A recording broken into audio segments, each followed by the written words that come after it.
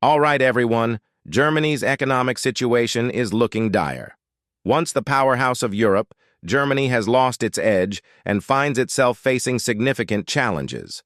Energy and technology crises are hitting hard, and Germany, especially, is struggling to keep pace. Germany's economy is now more isolated than ever. The country has severed ties with Russian energy, the EU has dragged it into a tariff war with China, and the US isn't offering financial support. And now, Volkswagen, Germany's largest employer, is being forced to restructure, which means closing at least 3 of its plants in Germany. This will result in the loss of thousands of well-paying jobs, and those who remain may face up to a 10% pay cut. Though Volkswagen calls this a restructuring, it feels more like a downsizing. With profit warnings on the horizon and declining sales, workers are understandably outraged, and widespread strikes could break out if tensions continue to rise. Volkswagen has deep roots in Germany, with numerous plants that keep local economies alive. Up to 10 plants are at risk, with job cuts potentially impacting cities from Hanover and Kassel to Wolfsburg. The ripple effects would devastate local businesses, stores, malls, restaurants, and more. Take the city of Emden, for instance. It produces the electric VW ID.4, but with Germany's EV subsidies removed, demand for production has plummeted. With Emden's population around 50,000 and over 8,000 employed by VW, job losses here would be catastrophic for the community. And this restructuring at Volkswagen may be just the beginning of more economic hardship. Germany has made a series of geopolitical and economic missteps. Instead of reopening Russian gas supplies or restarting nuclear power plants like France, Germany is banning LNG imports from Moscow. These choices may only deepen the economic pain. Germany is on a costly pursuit of hydrogen energy, pouring nearly 5 billion euros into hydrogen projects instead of focusing on critical industrial survival. Though they believe that going green is the top priority, with emissions reduction at the forefront, many see this as a costly distraction Germany simply cannot afford. Volkswagen's COO recently highlighted the severe challenges, noting that manufacturing in Germany has become increasingly uncompetitive. Some Volkswagen plants in Germany cost nearly twice as much to operate as those of rival automakers due to rising costs for energy, materials, and labor. This situation is prompting significant concerns. If Germany cannot control imported inflation and other input costs, more layoffs and budget cuts seem inevitable.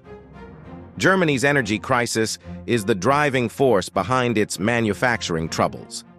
In 2019, German companies paid around 38 euros per megawatt hour of energy. By 2024, that cost nearly doubled to 68 euros per megawatt hour, affecting the entire supply chain, from labor to shipping costs. Manufacturing is largely a zero-sum game. When one region loses ground, another gains. China, for example, has seen benefits, but another major winner is the US, which enjoys energy prices that are 3 times cheaper than Europe's. This shift in energy dynamics has left Germany reeling after losing access to affordable Russian gas with Nord Stream's closure. Former US President Donald Trump had long criticized Germany's reliance on cheap Russian gas, questioning the wisdom of paying billions into Russian coffers while expecting NATO protection. Today, with Nord Stream out of the picture, the US holds a significant advantage in energy costs.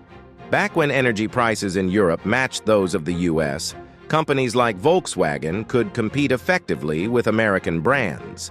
However, since 2023, with the combination of US subsidies and lower manufacturing costs, even German giants are relocating production stateside.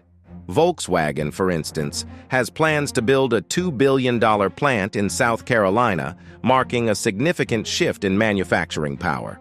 This shift is a boon for American workers, with 4,000 new jobs anticipated and more tax revenue flowing into the US.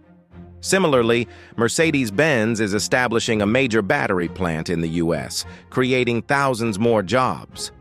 As the situation drags on, the U.S. is steadily attracting more investment away from Germany's economy.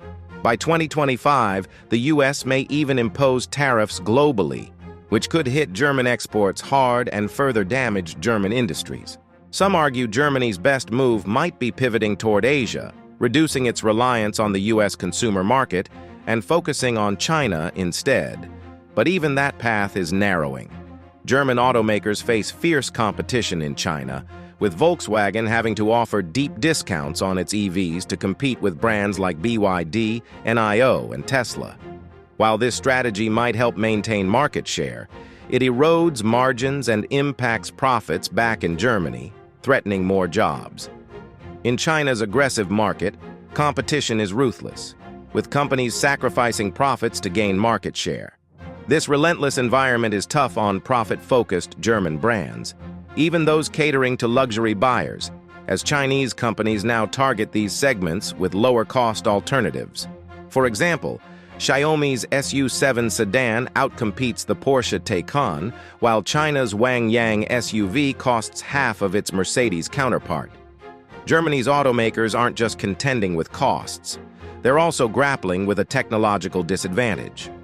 German technology, from EV batteries to digital features like voice assistants, lags far behind both China and the US. Once at the forefront, Germany is now trying to catch up.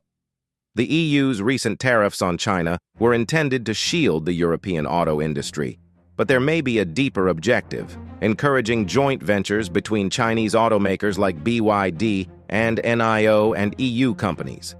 The goal is technology exchange, with EU brands learning from advanced Chinese engineering. However, this approach appears flawed, as China isn't reliant on Europe to the extent EU officials expected. With demand rising in Latin America and Asia, China has a substantial customer base in the global south. In a telling move, China has instructed its automakers to hold back on European expansion, cautioning them against building factories in Europe and sharing valuable technology. Dongfeng Motors, for instance, has paused its plans to produce cars in Italy. This situation impacts not only Germany but also Italy, as both countries face economic headwinds. With the EU's pivot towards a war economy becoming more pronounced, Europe faces a challenging road ahead to stimulate its own economic growth. In a surprising move, Italy is redirecting 4.6 billion euros originally earmarked for the auto sector to defense development. With EV tariffs limiting Chinese investments, Italy appears to be a bellwether for broader shifts in the EU. By 2025, more EU nations could move towards expanding their military-industrial sectors, fueling a potential boom in defense. If the war in Ukraine continues, European defense companies will be busy replenishing stockpiles of equipment and ammunition. Even if peace is achieved, concerns over Russia and China will keep defense priorities high. It's a strange and complex reality, and it's uncertain how Europe might reverse this trend. What do you think? Could Volkswagen close even more plants? Is there an exit plan for the EU in this complex landscape? Share your thoughts in the comments. Stay safe and don't forget to like and subscribe as we navigate these turbulent times.